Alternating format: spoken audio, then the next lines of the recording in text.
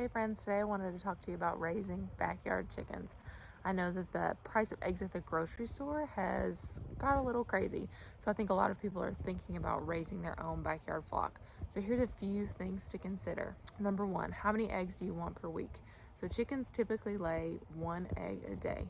And that's during peak light seasons of spring, summer, fall. In the winter, they'll typically lay less than one egg a day, inconsistently, unless you get a breed specifically bred to lay really well in the winter, like we have the black Australorps. But a good benchmark when you're just starting out is expect to get about one egg a day. So if you want a dozen chickens, no. If you want a dozen eggs, you need at least 3 chickens. And then if they lay every day, you're going to get 3, 6, 9, 12, 15, 18, 21 eggs a week, which would almost be 2 dozen. And if they lay, inconsistently 2 eggs a day, then you'd get 14, still a dozen. So really you could get by with even just 2 chickens, but I digress. You need to think about how many eggs you want per week, and that will determine your flock size. Number 2, are you going to start out with baby chicks or are you going to get pullets? So chickens don't start laying eggs until they're about 6 months old. So if you get chicks from someplace like TSC when they have their chick days in April, you can expect to start getting eggs in about October. Otherwise, you can buy pullets that are ready to lay and you can just start getting eggs immediately. The only thing to consider with that is that they are going to cost more than chicks. I think chicks are $2 to $5 each depending on where you get them from, and pullets are normally around 10 to 15, maybe even more depending on the breed. I would really recommend black Australorps because they lay so well in the winter. It's winter here now, but we're still getting 18 to 20 eggs a day, and we only have a flock size of about 30, so that's really good for winter laying. Number 3, you're going to want to consider what you're going to put them in. Most people are not in a situation where they can just let their chickens range about, even though that's amazing. And even if they can range about, they're still going to need a place to come in at night for protection because there's a lot of predators that come out at night that'll snatch up your chickens for sure.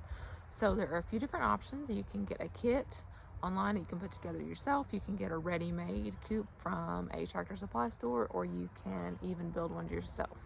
The best bang for your buck, you're probably going to get the nicest coop for the least amount of money if you just go buy the supplies and build it yourself, but I know not everybody can do that, so that's okay. Don't get discouraged. If all you can do is go buy a coop, that will still totally work. And most coops that are sold are going to tell you, hey, this is good for 2 to 4 chickens. Hey, this is good for 10 to 12 chickens. Another thing to consider is, are they going to stay in the same spot or are you going to move them around every day? If they stay in the same spot, just know that they are going to mow down the grass pretty quickly, and that can be okay.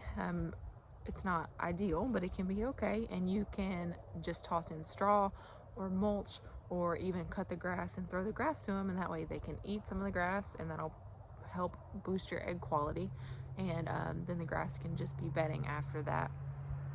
If not, the area is just going to go through being really muddy or being really dry depending on the weather, and that's not great. So you are going to want to have some bedding that you can put down if the chickens aren't going to be rotated every day. So once you've got all that squared away, the next consideration is feed. What do you want to feed your chicks? To get them to lay eggs, they do need, a relatively high protein feed. I know one of the reasons that I was a little bit wary to get backyard chickens was because I was just afraid we were just going to be paying for feed in place of just going to the store and buying eggs. Like, I thought it wouldn't save any money, but it actually is saving money. We've actually been able to sell some because we have so many. We have more than we can eat or preserve, so it's been great. So just as an example, right now we're just feeding non-GMO crumbles and regular corn. We do want to switch over to organic feed. We are going to switch over to purely organic feed in the spring, but just right now, here's the example. So we spend about $30 a week on feed. We're getting about $45 worth of value out of the eggs, and I figured that we're getting 8 to 9 dozen a week, and that's a low conservative estimate. So 8 to 9 dozen, we'll just say 8 times $5 a dozen, which is about what they're going for at the store.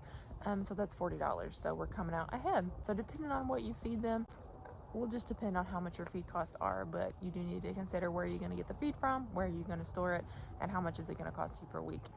You will have to put in a little bit of work, of course, but to be honest, we only spend about 15 minutes a day with the chickens. We go up in the morning, give them food and water, and then we go at night, collect the eggs, make sure they still have water, and really, it's only about a 15-minute a day task. So it's a very low time investment once you get them set up.